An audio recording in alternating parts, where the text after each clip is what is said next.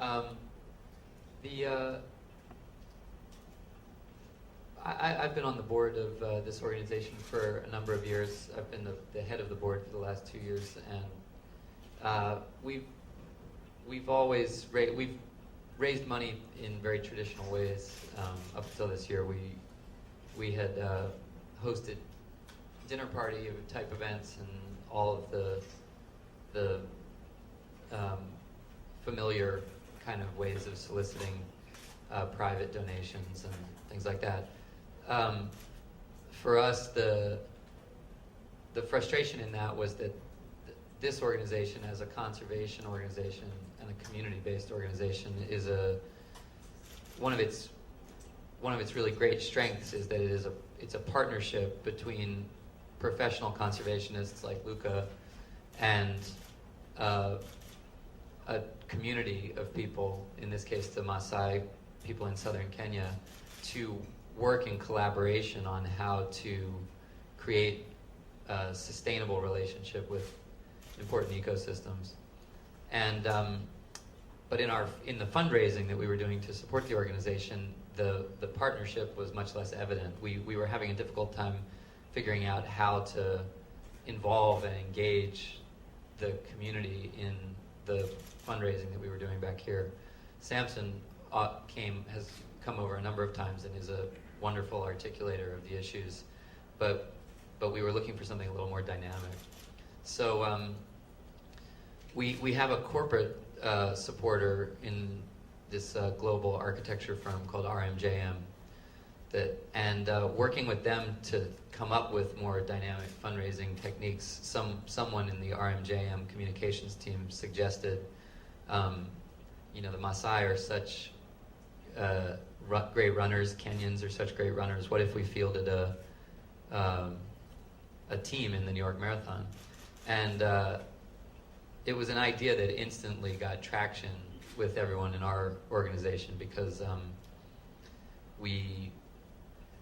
it was very organic to the people involved, and it gave us instantly a way to involve people from the Kenya side of the organization.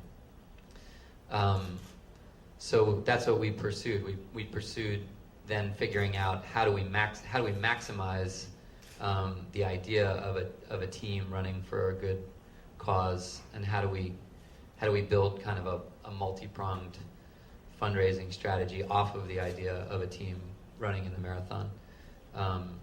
We have 30 runners running on our team. 3 of the guys from the Maasai community, Samson and Parashi and Sinte, are all people who work with the trust who are running. Luca is running, and myself.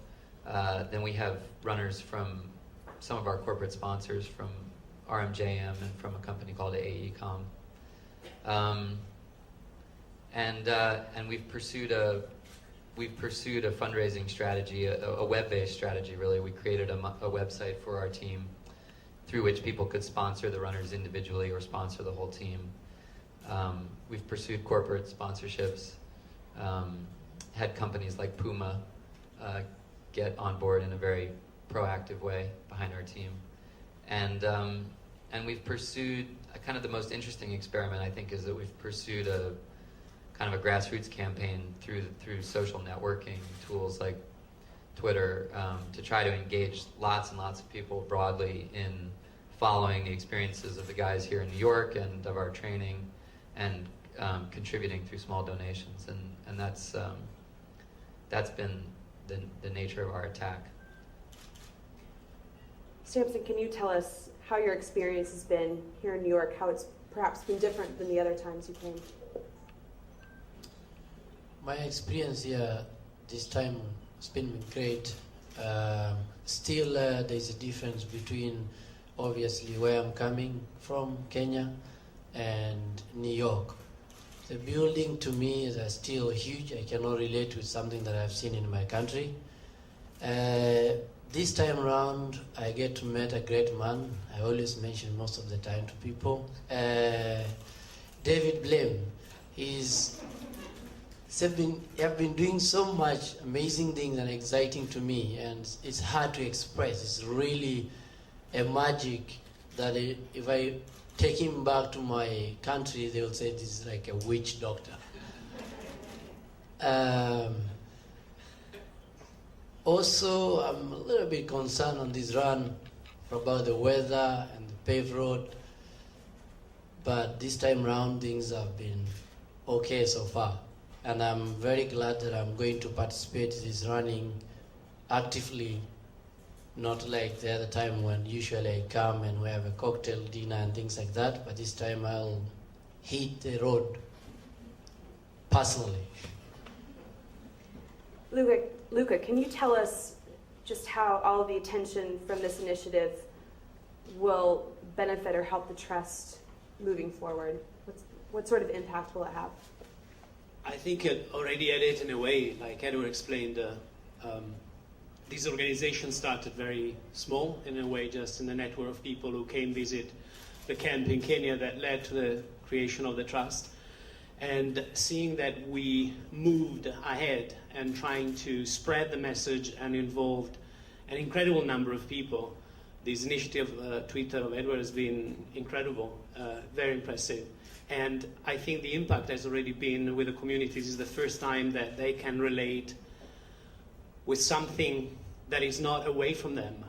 For them, running is part of their life. The Maasai are incredible walkers. They walk very long distances pretty fast. And the fact that there is a team that is going to the US and run a marathon for them, it's something that I think had an impact there. And being here, I hope will help to have an impact here as well. Thank you. We'll open it for questions. We've got a microphone here in the middle. If you could identify yourself and your affiliation. For Edward, how does this compare to preparing for a movie or anything else that you've ever done, the preparation for the marathon? And is it the same feeling you think you'll have out on race day as you go on either stage or acting? I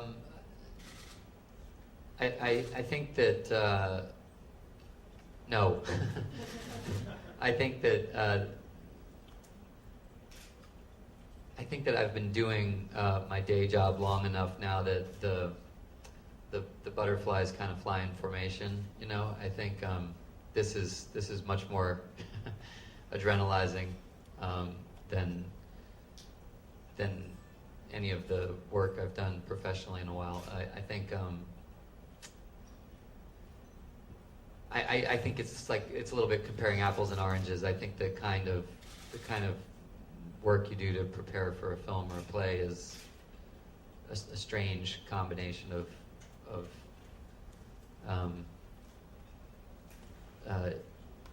intellectual and emotional and sort of research type work. I think that and even things that I've sort of pursued a physical component in a role usually are much less demanding than this.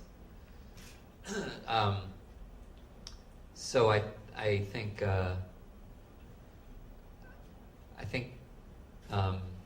this is the most sort of nervous and excited I've felt in anticipation of an event in a while. I think